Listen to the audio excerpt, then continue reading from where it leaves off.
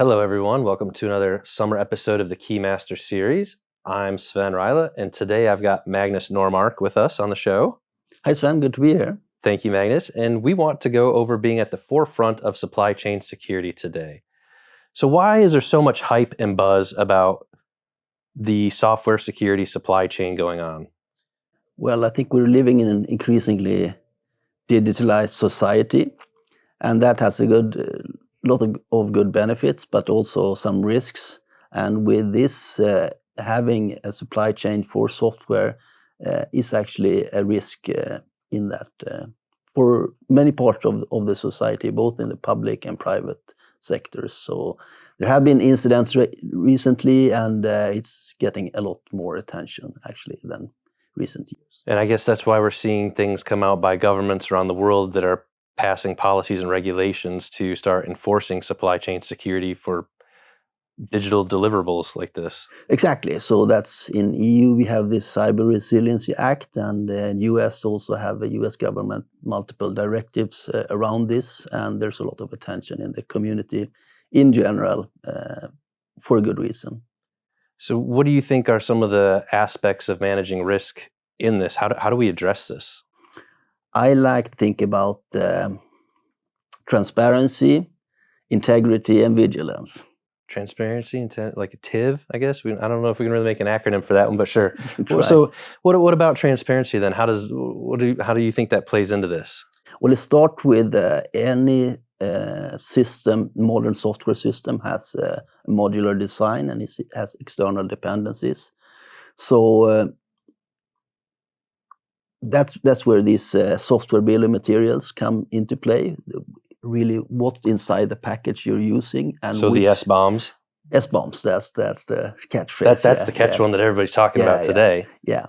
But that is one aspect of transparency. You would know what's inside the package, and then you can then derive which vulnerabilities that may come from these parts within the package, and then secondly, then whether these vulnerabilities can be exploited in the system you are using or not. So that's getting into kind of the vexing for that vulnerability exchange that we're starting to see pop out in the industry here about being able to submit a response back to it of whether your software is even vulnerable or not. Exactly. That's an increasing, let's say, demand on suppliers to be able to respond to such questions in a fast and appropriate way. But it also gives like the community a way to know, like, hey, am I really vulnerable or not either to this? Like, I'm running the software and there's a vulnerability, but maybe I'm not even really vulnerable to it. But that VEX gives you that way to be transparent with the customers or people using the software at that point of it.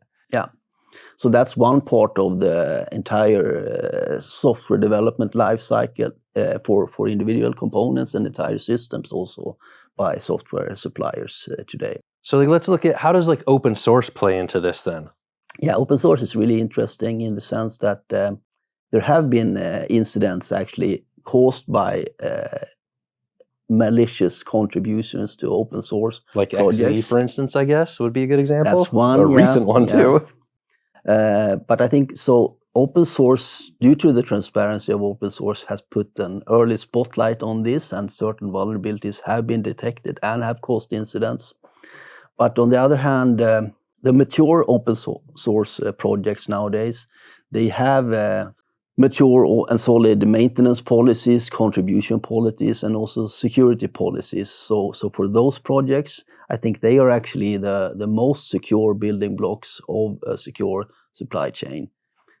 If you compare that to closed source systems, then they're many times less mature, and in a way that could feel more secure, but that's a kind of security by obscurity. Yeah, you're kind of just having to trust for granted that, hey, I hope they're doing everything right. Yeah. So there are those two angles of open source really in this area. So that kind of leads us up to the next spot of vigilance then. Yeah. Overall, you have to realize that you're working towards a moving target. So anything that you have validated as secure today may become insecure tomorrow because of new vulnerabilities being detected. And then you have to know which pieces you have to work with. Coming back to the transparency. Well, and that goes back to the SBOM too, knowing, hey, what is all in my software? Exactly, yeah.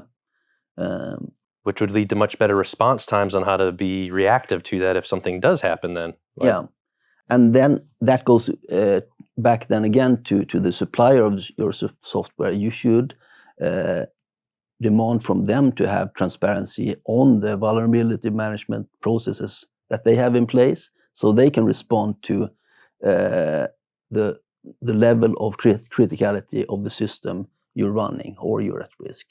Wow. To kind of close it out and wrap that up, Magnus, what we're saying is there's really the three pillars to look at in the software supply chain security. It's looking at the transparency of your products, the integrity of it, and then the vigilance of how it is. So if you're making products or working with products, it's having those pillars in place to have that view, I guess you'd say, of these. That's what I'd like to say. And in the end, stay vigilant. So see you on the next episode, guys. Have a good summer and stay cool.